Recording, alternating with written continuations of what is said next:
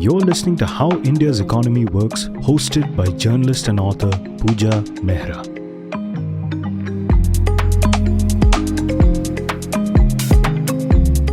Time saved is money saved.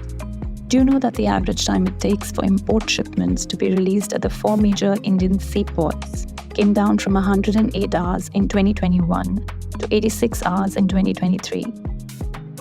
At the six major air cargo complexes, it was down from 59 hours to 44 hours. Hello, I'm Puja Mehra, and today we'll talk about customs, one of the agencies that touches our everyday lives and business through the role it has in the handling of imports into the country and exports out of it. My guest today is someone who was in the revenue service for 30 years. He headed the Customs Commissionerate at Jawaharlal Nehru Customs House at Nhava Sheva, Raigad, India's largest seaport and one of the top. He headed the Customs Commissionerate at Jawaharlal Nehru Customs House at Nhava Sheva, Raigad, India's largest seaport and one of the top 30 global container ports. Mr. Chauhan has also headed air cargo at Mumbai. After being a civil servant for about 30 years, he's now Executive Director with Deloitte India and is doing a PhD on trade facilitation. He is concurrently an adjunct professor at IIT Jodhpur and professor of practice at National Law University, Shillong.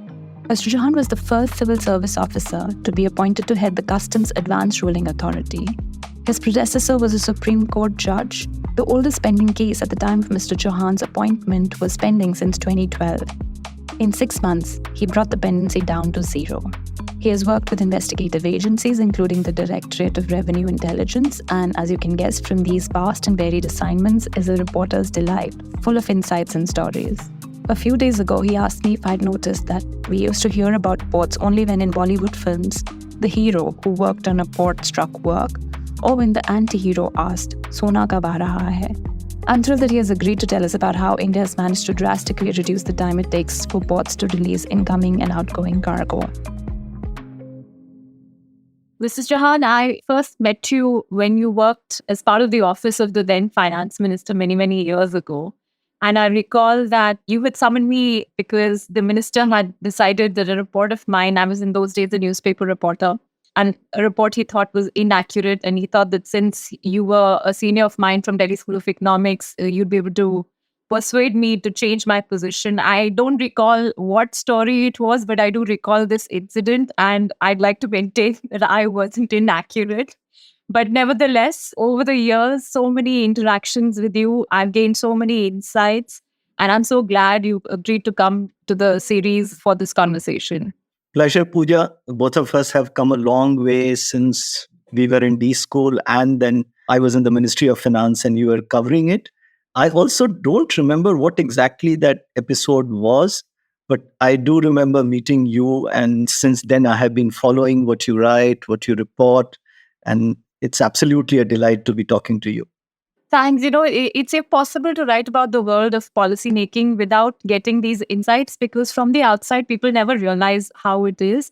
I know that you have put out what is called a time release study on cargo shipments and how important that is for an economy like India. But before I get into the details of that, I want to start this conversation by requesting you to tell my listeners about your career. What is the work that you do? What is the work that customs does? If a laptop, for instance, is being imported into the country, what is the journey it takes from the time it gets manufactured, say in Taiwan, a factory, and then lands up on my desk, and how the interface with customs determines what my experience and my business is going to be, so that we have some idea of what is the role of customs and revenue service in the economy. Pooja, when we are talking of imports and exports from the country, it's important to understand that there are various modes through which cargo may enter into the country and may be taken out. The most important in terms of the sheer volume would be the seaports, but high value items come through the air cargo. There are land borders, which are not so important in case of India, if you were to look at it in terms of the value or the volume, but they're integral to our good neighborhood policy. In India, because it's such a large country and there is a huge hinterland, it has not been possible to, cater to all the areas through the seaports. So what we have is about 200 dry ports in the country. Dry ports are essentially You would have heard of the ICD, inland container depots. If you're a Delhi born person, you would remember that when you pass through the Pragati Maidan, you would see those containers lying there and wonder what they are actually about. The containers are more known to us through Bollywood movies when some of the fight sequences are shot there, with the hero like Vijay of Amitabh Bachchan jumping onto them and then like fighting right on top of those containers. So those containers, what happens is that they actually come to the seaport, but instead of completing the regulatory check there, they are moved to these hinterland ports and the processes are completed there. The interesting thing here I would want to tell you is we all like, I'm a custom officer and I love to answer to the description of customs. But when we are talking of the regulations that apply to goods coming in or going out of India, it's not just the customs which actually handles that. If I was to just ask you, guess how many agencies could perhaps be involved in regulating the movement of goods into the country? Order of magnitude 5, 10, 20, 25. It actually is 50. And so is it in the United States of America. So it's not as if, like, we are an outlier. So any large country which has various concerns and is a democracy which is trying to answer to the socio-economic political concerns of various kind has industries which is diverse and needs to be kind of protected against unfair trade by the rest of the world, would actually sometimes need to have these kind of regulatory agencies. It's the pride of customs that most people think that it is the customs which is only manning that. So we get a lot of credit for it, and sometimes we also get the brickbats for the problems which are actually not entirely due to customs. I want you to tell us, say for instance, what are the different kinds of interfaces you end up having which influences India's trade? For instance, if there is some urgent shipment or, something needs urgent attention, or just various anecdotes from your career that sort of help bring to life for my listeners what it is that you do. So, the time sensitivity is something which any government in any area should be very careful about. In customs, when the cargo moves, we've all heard of the Japanese system of just in time. But let me give you two examples, particularly from the COVID time when I was posted at the largest air cargo complex in Mumbai. Totally unrelated. One would be getting the vaccines into the country. So they need to be through the cold chain in the sense that the vaccine actually loses potency if it is kept out of the cold chain reefer baskets for a longish period of time. So what happened was, because the flights were so uneven and the clearance from the port was so difficult, that the entire reefer refrigerated storage place was actually full. And we needed those vaccines sometimes to be taken out, not just vaccines, other instruments as well. So, how do you get them out the quickest to kind of try and help them? And absolutely at the other end, and I don't think I have ever faced so many people actually reaching out to me, is actually to get their pets brought into the country. So, when you think of a cargo being imported into India, you wouldn't actually think of pets. But when you think of a period when, a person came into India just for a few days and she was stuck here while her pet was somewhere away, both were distraught. And as the flights got restored, many of them actually tried to get their pets together because it was perhaps easier to get the pet into the country than for them to go back to their pets. There were a lot of very, very interesting, individual instances which were there. But the point of time sensitivity comes in most starkly through these two mechanisms. But the larger issue actually is of, while we try and meet all the regulatory concerns that a sovereign may have on the border, to do them as efficiently and as quickly as is possible. Because time is money is perhaps best understood in terms of minimizing the time that we take to clear consignments at our ports. I might add there that not just time sensitivity, but it's so nice to see a human sensitivity, a human quality of such a senior customs officer and the department as a whole to give consideration to pets and people wanting to unite with their pets in an unusual circumstance such as COVID. I know and I recall that you spent a lot of time during COVID decongesting the port because there was a piling up of shipments over there. So, how did you do it? And that would have influenced your policy, what you think of what policy changes are required. So, so if you could tell me a bit about that. So that was an interesting task and challenge. I talk of COVID, and when I talk of the challenges, I must pay respect to more than 180 customs officers who succumbed to COVID during that period, essentially because that was one point which was working. So I was in office on 24th of March and continuously thereafter every day. And when you work at some of these, even at Sahar, what you find is that people come from all parts of Mumbai. So a lot of us took real risk to life, and many of my colleagues actually succumbed to it. CBIC has been sensitive enough to bring out a book to pay homage to all these people who've passed away. So that's the first part. The second is that you have to find innovative solutions to the challenges, and quite often, and the entire focus on getting the customs to be absolutely contactless, that no one needs to come to the premises to actually get the documentary part cleared. It's only to take possession of the physical goods that you need someone to come to the port premises. So if you saw the numbers, there was marginal increase in the average time that was taken in cargo clearance to 21 and 22. And we have a time series data to show that. We built on a whole lot of technology and methodology and ways in which we can continue to work without any kind of a physical interface with the trade.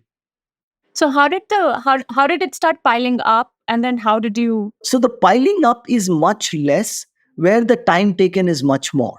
The average time taken in clearing the consignment is, let's say, for 10 days. Okay. So if the disruption continues for 10 days, only then you will see a pileup. But if the average time taken in clearance is 12 hours, and if it doesn't get cleared for 24 hours, you have a huge pileup. That's why, as I said, that the pileup was significantly more at the air cargo. And it was even more for what we call reefer cargo, which is refrigerated cargo, because the space that has been generally created for handling this kind of a consignment was much less. So we need to find some innovative ways of trying to get them going. Let's now talk about the study that you've been undertaking. What are the main key findings of this study? Let me digress and say that I recently picked up a teaching assignment in a national law university. And when I put that out in the social media, a lot of people said, now you can very happily say you are a teacher. And you don't have to just say that you're a civil servant. So what I always liked to do was to study whatever I was doing or whatever area that I was in. And the other area that fascinates me all the time is the difference between the perception and the reality. So when I landed up in Nhava Sheva, which is JNPT, which is the largest containerized port in the country, the 30th largest in the world, this is 2017. And the World Bank was doing a kind of what was called the ease of doing business report. And there, India was ranked way down, and the customs component of it was even lower. And they said, and I'm quoting the exact number, they said that average time taken in clearing a consignment at Nhava Sheva was 279 hours. And we had the data, and that data comes to us because 100% of cargo clearance in India happens in an electronic environment. So what do you mean when you say that? Electronic environment means that the processes have to be initiated through what is called the customs automated system. So what happens is that when the cargo arrives, it is reported in the port community system, which is an electronic environment. So what I mean is that over a period of time, initially it was happening in an electronic environment, but there were papers. Now we have 100% complete faceless, paperless system. So when I say electronic environment, I essentially mean that all the activities are actually mandatorily required to be registered into this automated system. in cargo clearance, okay, one of the points that needs to be understood is that there are two things which happen more or less together, which is one, that the physical cargo moves, and other is the document relating to that moves. So when I say that it is 100% electronic, I'm talking of the document that move 100% electronically. The goods need to be moved physically, though in them we have what are called the RFID chips, which now allow us to track exactly where the cargo is. And they can also be studied and reported. And there are studies to show how much time does a container actually remain in a particular area. But to read that, actually you need readers, RFID readers, in the sense of they are located at certain places. But that's a physical movement, while in documents it's a stage wise movement that we are talking of. So when it is 100% electronic, every activity has a timestamp. We know precisely where a document was pending, with whom was it pending, and it's actually down to seconds. So when the World Bank reported that we take 279 hours to clear the consignment, and that is basis a sample of just automotive parts coming in from South Korea. And we had the data to show that the average time taken in clearing all consignments from all countries through Navasheva was 181 hours. Precisely during that year, we recognized how different the perception and reality could be. So we set out to change two things. 181 was not good enough. We needed to reduce that. It was not reflective of the best practices. We needed to be better. And the second important thing was to tell the world that the perceptions are actually incorrect. And very interestingly, let me jump forward and say that in 3 years of time, what happened was that we reduced the time from 181 hours to about 104 hours. But the perception actually improved from 279 hours to about 75 hours. So I always cite this example to say that it's more difficult to change the reality than to change perception. So the perception could be worse and the perception could actually be better. It runs ahead of the time. So sometimes we are given credit for doing better than what we actually ended up doing. But how do you do it? Because whenever I speak with policymakers, and I speak with so many policymakers, I come across two things. One, at times they don't know what needs to be done to correct things. And second, when they do know what needs to be done, there are so many constraints in the system, capacity constraints, policy design constraints, political constraints, because of which they are not able to do what is required to be done. So in this ecosystem where generally we don't come across very often of examples where officers or systems or departments are able to deliver such improvements, how did you do it? So one, it's unfair to say I did it. I was only a kind of a chronicler of all things that were happening right through the country. But you know, what happens is that one of the larger policy challenges is that when you speak in the Ministry of Finance, or let's say in CBIC, of which I was a part, they say that the field officers are not delivering. When you speak as a field officer, they say that, oh, the CBIC officials don't actually know. Yes, that happens in the direct taxes side also. I hear this all the time, but you've been part of both. In fact, there was a happy coincidence that there were a whole lot of people who were there, right there in the field. Mr. Vivek Jory, who subsequently retired as the chairman of CBIC, and he had just come in from the WTO, having done a stint there and having negotiated a trade facilitation agreement. So it was a kind of a happy coincidence of having people who'd worked in CBIC for many years, who understood the larger constraint, were there right there at the field to actually implement.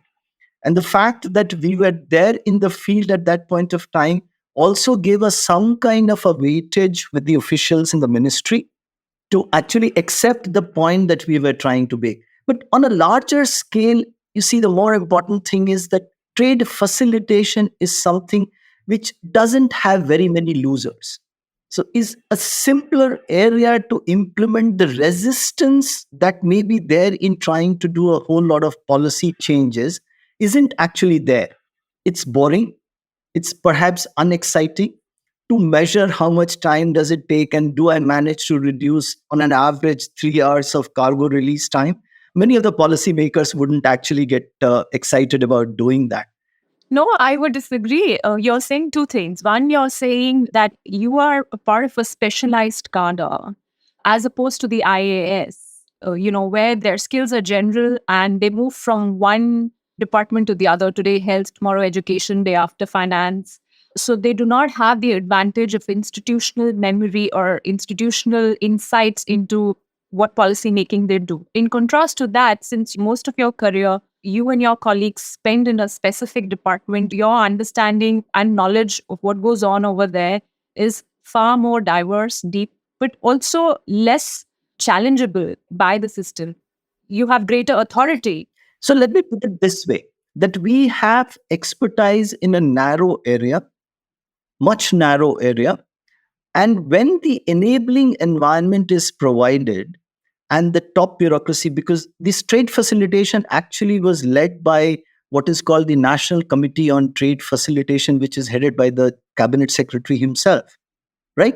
And it has representatives of various ministries, because as I said, that it's not just the CBIC or Department of Revenue which can deliver on that. So there is a kind of what is now called whole of government approach to this.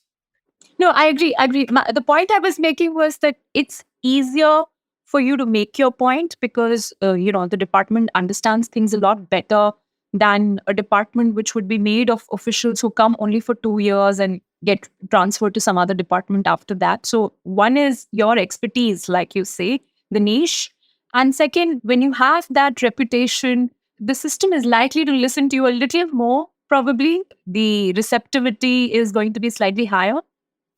That absolutely is true, because you see, when you combine expertise, data, and you understand how to sell an idea, it does get sold. Sometimes you also are able to find data to prove or disprove a point that you have. Let me give you an example. In 2017, the government of India was fixing target release time. And the larger theory of performance measurement says that, what gets measured gets done. Okay. So they put a target in terms of, the early target was that the cargo at the seaport, import cargo, must be cleared in 72 hours.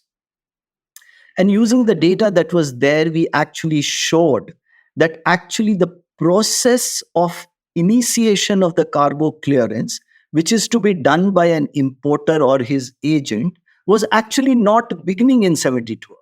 So if there was nothing done, even then the cargo wouldn't actually get cleared in the time period that was being prescribed. Why was it taking so long? So when there is an inertia, all stakeholders are in a state of inertia. So what is required is, and you can go into the entire theory of nudge as to how do you nudge various stakeholders and how do you convince them that it is in their interest and the other stakeholders also are part of, have, what should I say, awaken to the opportunity that is presented and clear the consignment. So one of the major exercise that we did was to get all the stakeholders to realize that the world is changing. I found a very interesting data nugget in your report or the draft that you've written about it, where you say $1 trillion a year can be sold globally. This is in the year 2016. It's probably likely to be higher now. But just simplifying the export-import processes, etc., because trade costs would then go down by 14.3%. That's true. That's a WTO data. And in fact, we did try to actually do some kind of a study to see how trade costs can be reduced by simplifying these processes. There are immense savings. Unfortunately, in many of the large companies, this point is actually not recognized, that there is an opportunity to reduce trade costs. Largely because over a long period of time, we've been more focused on the duties that are attracted. The very same study from which you've quoted actually says that the entire concern with reducing the trade time arose from the fact that they realized that the tariffs, duties on import of goods were actually much lower than the expenditure on the time that was being taken in clearing those consignments. Now I want you to tell me, where all did you end up saving time and how? What is the streamlining that was done? So we actually articulated it as what is called paths to promptness. So paths to promptness, it's basically the first part is pre-arrival processing. So if you're going to look at the documents, why do you need to wait for the cargo to come before you look at those documents? The law was changed actually to insist that you must initiate the documentary process either before the cargo has come or within 24 hours of the cargo coming. And should you not do that without reason, you'll actually be asked to pay a fees. And that worked wonders. That worked wonders. And because of that, again, I'll give you a number that in 2017 at Nawasheva, about 17% of the importers had filed the document before the cargo came. That number jumped to more than 93% in 2023. So majority of the regulatory checks are already done before the cargo comes in. The second thing is that, as I said, that various agencies needed to approve that or be consulted to say that they have no objections. So in the earlier years before electronic environment came in, the same document would move. So it was like a sequential process. The digitization enabled parallel processing. Okay. So we reduced time in that.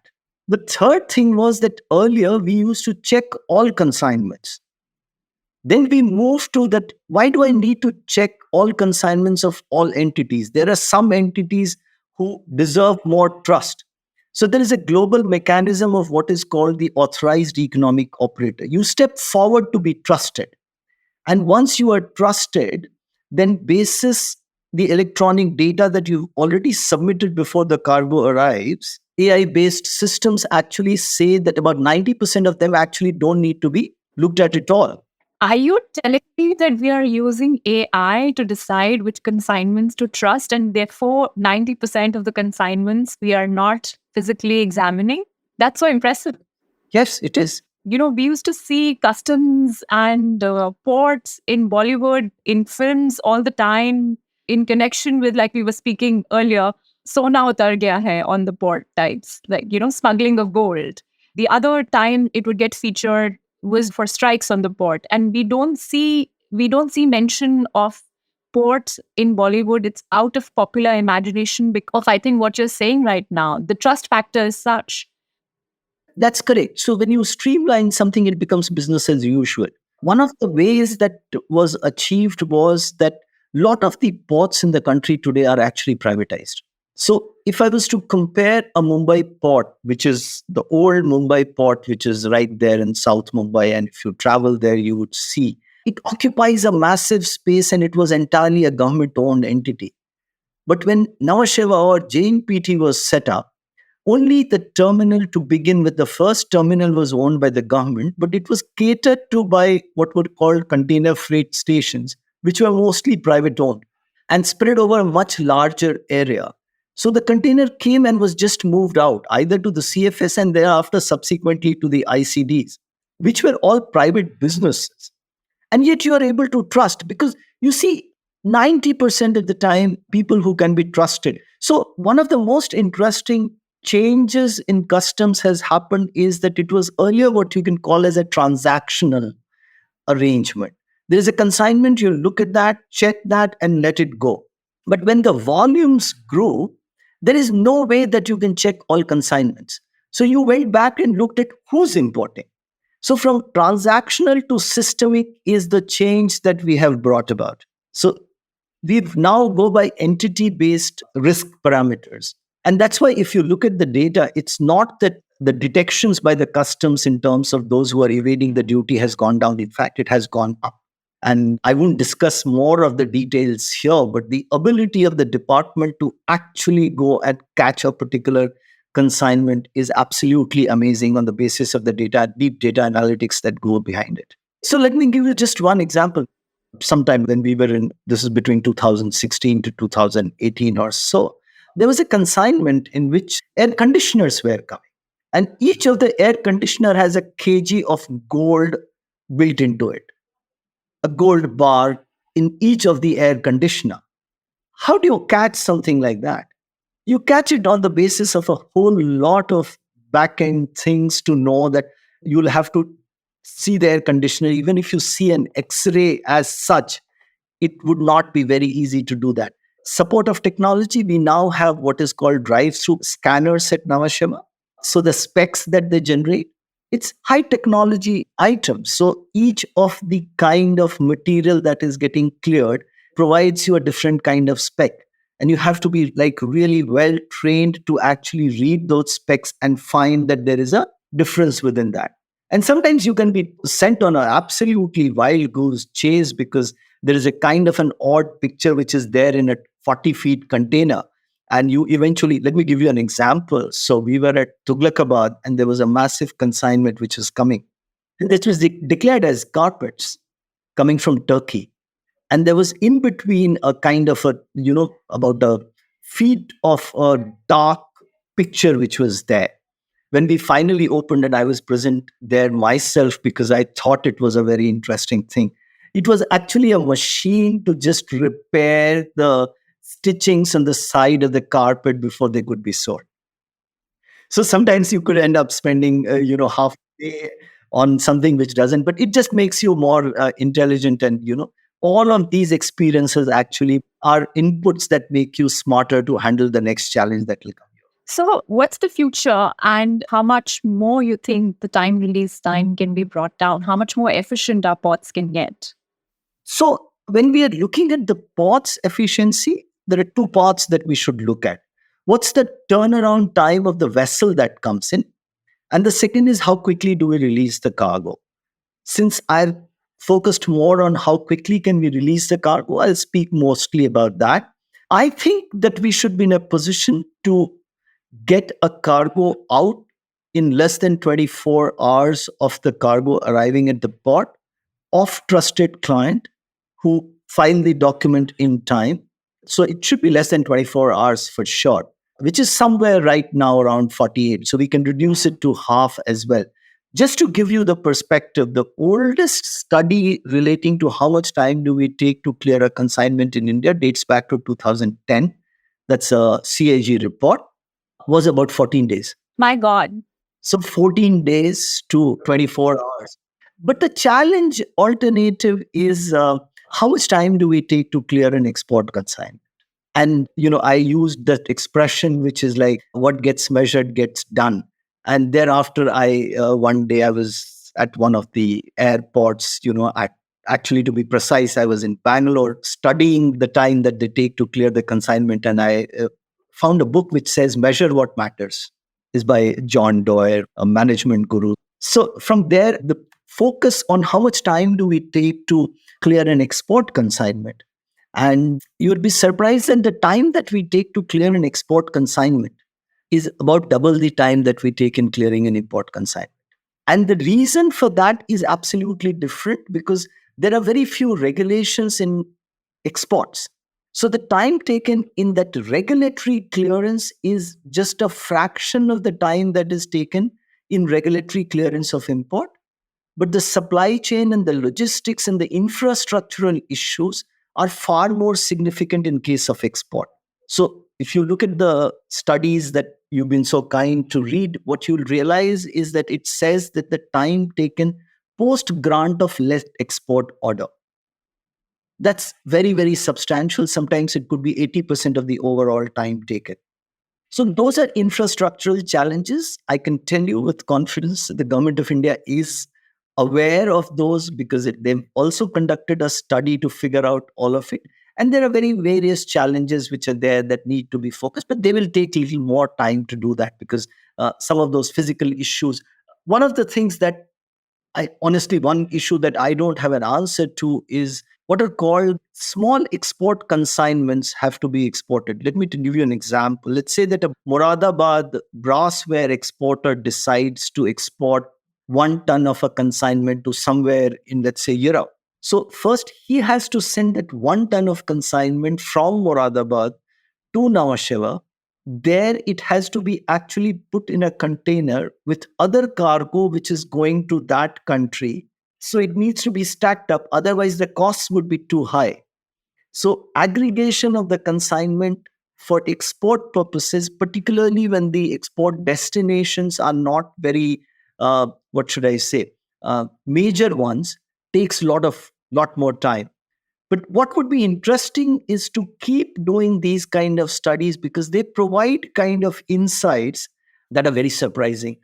So I can say with confidence that I did this first study in 2017, to be precise, and the amount I have learned about the cargo clearance in India and my own perceptions, which have subsequently been proven to be, not entirely true, make this such a fascinating thing that, as you know, that I'm doing a PhD on this subject, which I should be completing by next year. So it's an absolutely fascinating area of work where you study the data, you see the human behavior, you talk about law, you talk about nudge, and then the entire importance of evidence-based policy making.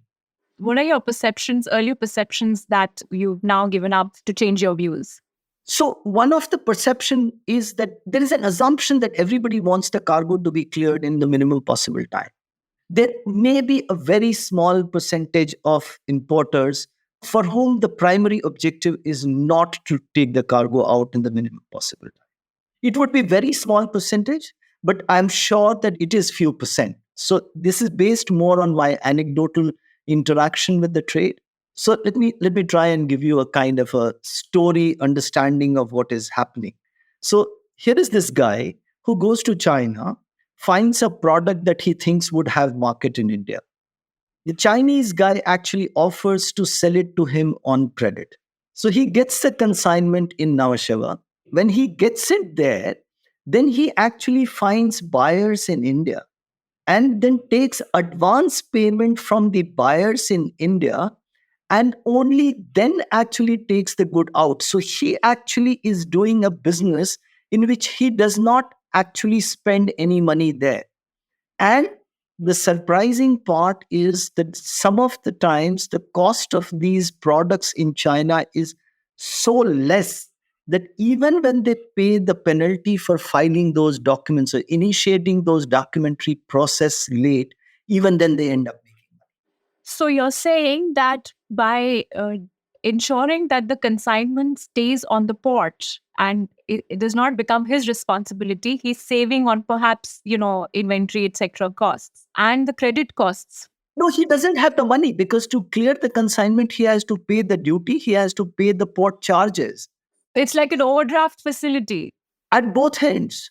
So the supplier has given him free and the buyer pays him advance. That's a business model.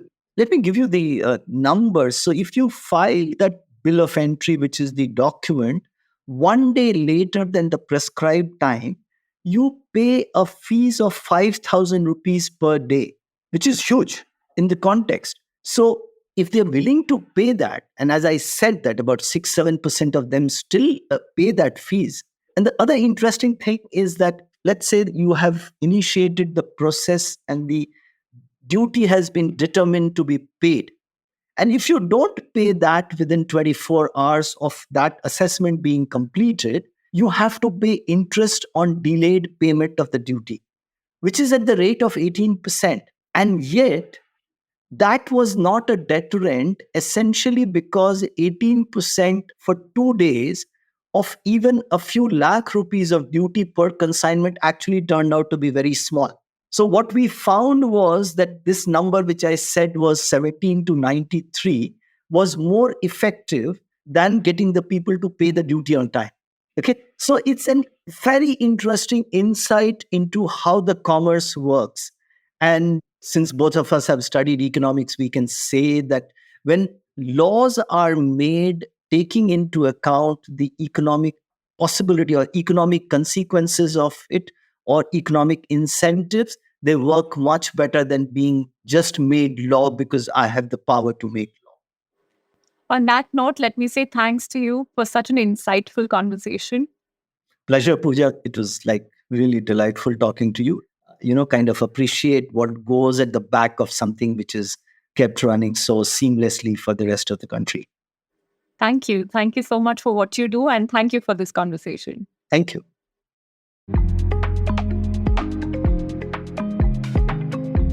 After we finished recording this conversation, Mr. Chauhan told me that the customs have a distinction. The maximum number of timelines there are in any law in India are in customs laws. So, for instance, if the rules allow a notice to be issued to an importer over something, it will tend to be permissible only for something like 6 months. If the notice isn't issued within 6 months, or if in some cases extensions are allowed for another 6 months and the notice still isn't issued, then even if it is issued after 12 months, it would be as if a notice was never issued. The notice won't be valid. And if the time permissible for processing the notice is 2 years or 5 years and the department fails to nail the importer's mistake in that much time, then it would be as if the mistake wasn't detected. Basically, the government bends itself to ensure that it doesn't run after a citizen after a certain period is elapsed. The pressure then is on customs to be efficient and timely. What a good example for other departments to emulate.